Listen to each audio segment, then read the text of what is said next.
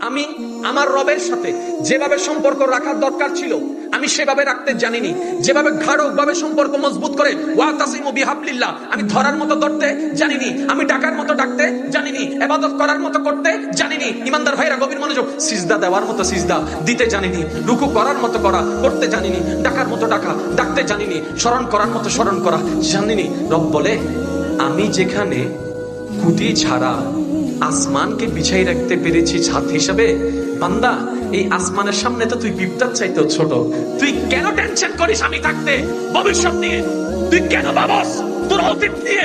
তুই কেন ভাবস তোর বাচ্চাদের ভবিষ্যৎ নিয়ে? তুই কেন ভাবস তোর সংসার নিয়ে? তুই তো আমার সাথে না সম্পর্ক রাখা দরকার। তুই যদি আমার সাথে সম্পর্ক রাখার মতো রাখতে পারিস আমি তোকেও চালাই নিয়ে যেতে পারবো। ওয়াল্লাহি যে যত রবের প্রতি তাওয়াক্কুল রাখবে টেনশন তত তার কমে যাবে। এবার ডাক্তারকে জিজ্ঞেস করেন, ও ডাক্তার আমার রোগীর সমস্যা কি? অত বেশি টেনশন করে। আপনারা কি আমার কথা শুনতে পাচ্ছেন না? শুনলে একটু রিপ্লাই দিবেন। আমি তো অবাস্তব কথা বলছি না, আমি ওই কথাই গুলো বলছি যে কথার ভিতরে আমরা সবাই আছি। ডাক্তার বলে আপনার রোগী বেশি টেনশন করে। প্রেসার বাড়লো কেন? টেনশন। প্রেসার কমলো কেন? টেনশন। স্ট্রোক করলো কেন? টেনশন। সবকিছুর মূলে, জোরে বলেন সবকিছুর মূলে, সবকিছুর মূলে। এবার আপনি কোন একটা বিপদে পড়েছেন, আপনার 5 লক্ষ টাকা দরকার আপ শনিবারে, আপনার এখন টেনশন আর টেনশন। আজকে হচ্ছে কি বার?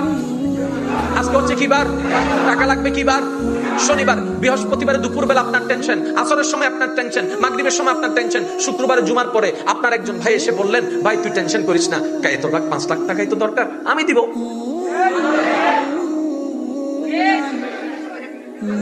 জোরে বলেন না। কেন টেনশন চলে গেল? কারণ আপনার মন এতটুকু আশ্বস্ত হয়েছে কালকে কেউ না কেউ একজন তো দিবে, কেউ না কেউ একজন তো দিবে। সে কেউটা আপনি জেনে ফেলছেন। বাস একই জায়গার মধ্যে আপনি রবের নামটা বসাই দেন না। আপনাকে এসে বলতেছে বয়স তো অনেক হয়েছে, কাজকর্ম কি করবা? না করলে বিয়ে করবা কেমনে? বউরে খাওয়াবে কি? ছেলেরে খাওয়াবে কি? মেয়েরে খাওয়াবে কি? আপনি বলেন না বর্ষা আল্লাহর উপরে, চেষ্টা আমি করব। আরেকজন এসে বলে লোন তো তোমার অনেক হয়ে গিয়েছে, দিবা কেমনে? আপনি বলবেন তওবা আল্লাহর কাছে করছি, ভরসা আমার রবের উপরে, দেখি না রব কিভাবে ব্যবস্থা করে। আরে আমার রব তো সেই রব যিনি মাননে ওয়ালাকেও খাওয়ায়, যারা মানে না তাদেরকেও রহমত করে খাওয়াই দেবেন।